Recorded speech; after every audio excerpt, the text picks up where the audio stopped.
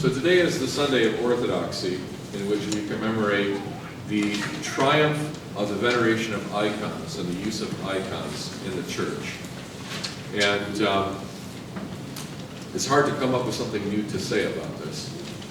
So I'll try to get there in a roundabout way. When my mom passed away, one of the things that I immediately set to doing was going through all of the family photographs. Especially, I had my aunt coming and she could help me identify, so from the older pictures, people I wasn't sure who they were. And we put together some scrapbooks, and I posted a lot on Facebook for other family members and things like that. And then I kind of put it aside for a while, because that was a good part of the grieving process for me. But just about a week or two ago, my youngest daughter said, "We have some more boxes of pictures we have to go through." Like, oh, okay. And brought out all these pictures, and these now were not the pictures that my mom and my dad had, but these were our pictures from their childhood. And that was like a whole nother experience of both joy but also grieving, because you look back and you see, oh, they're not small anymore. Those days are gone. I'm not young anymore. It's all gray now. And it's a powerful experience to see those photographs after so many years of having not looked at them. Probably about 10 years I hadn't looked at them. And one really got to me when I saw the picture of my parents walking with my son when he was only like 3 or 4. And just the tears came because it was just too much.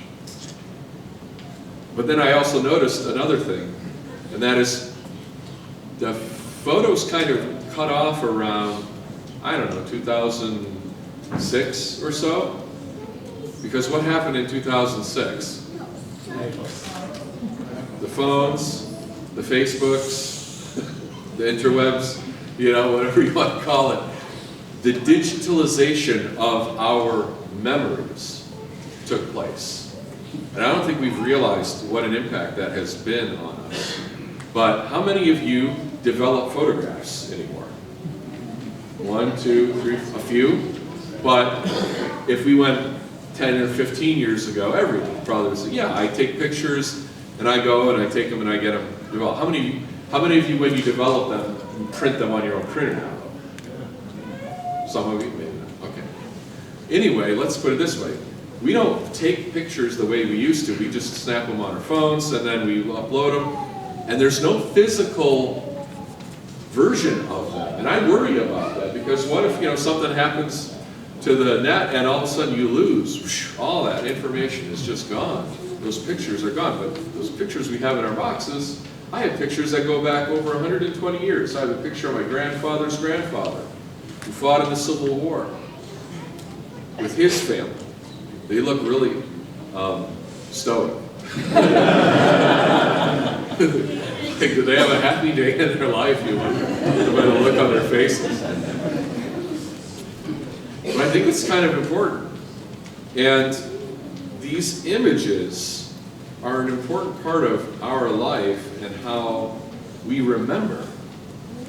And as I was thinking about this, I was starting to understand this really, in many respects, explains why iconography is so important in the church.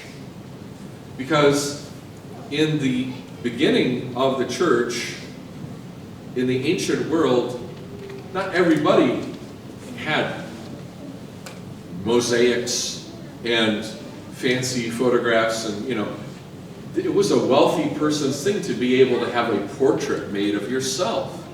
Most people did not possess that ability.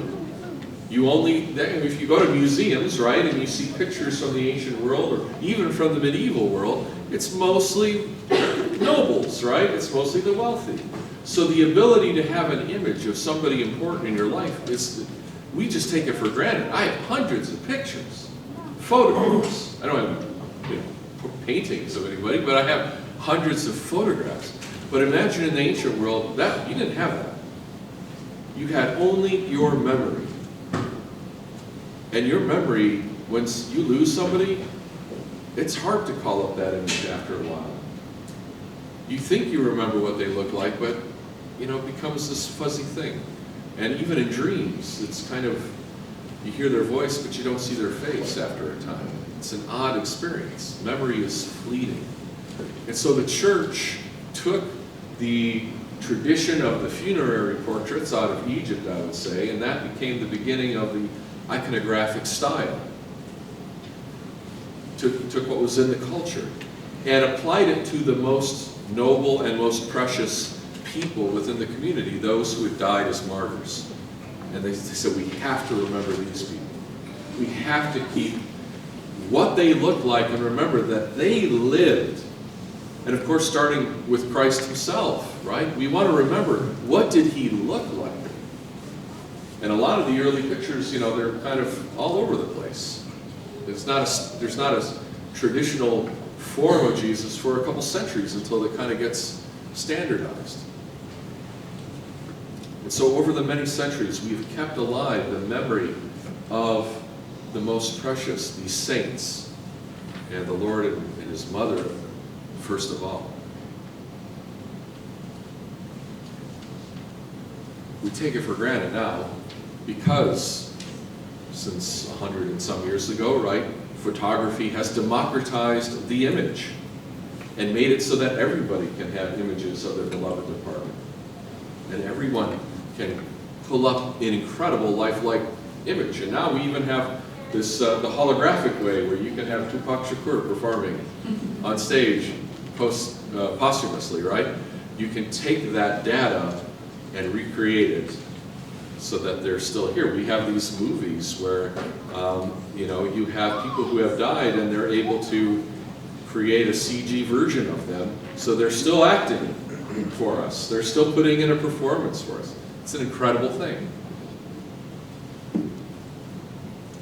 But at the same time, I would say this is, ironically, the new iconoclasm. The new iconoclasm that we face today is not a rejection of image, but the cheapening of imagery, the commodification of imagery. Because think about how the world is. When I look at the picture of my grandfather's generation, they don't look like they're too wrapped up in their image, right? They don't live in a world in which how you appear is everything. But since the last, 50, 60, 70 years in the West at least, how you look and how you appear has become everything. You have a bad day and you get caught on camera, it's forever now. It's on the internet, it's in, whatever. If you're a celebrity, those things will follow you and haunt you for the rest of your life. And we're obsessed. We have this multi-billion-dollar industry of beauty and modeling and fashion, and it's all obsessed with the imagery. And not to mention, of course, the seedier side of that, the sexualization of all that imagery of the human form, which we could call the devil's iconography.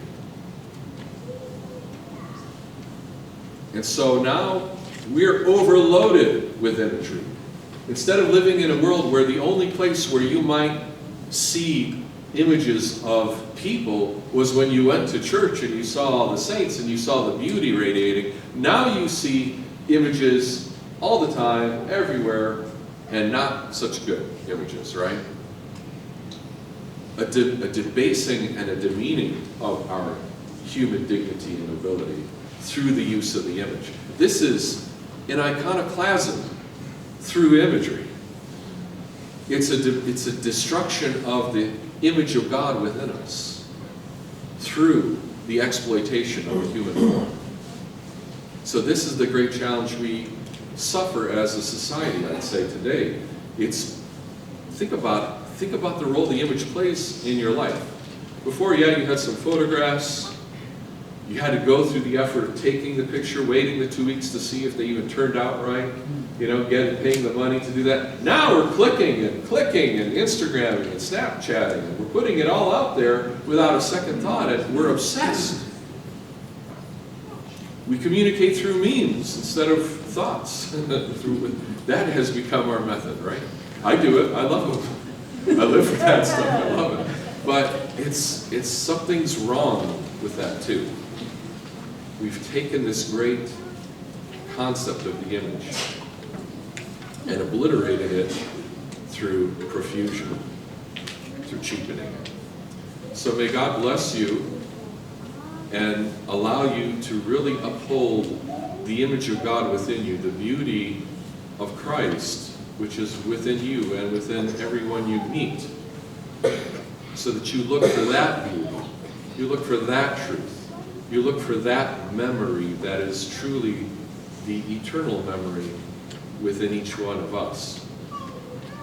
That will be the triumph of orthodoxy in our time. Christ is among us.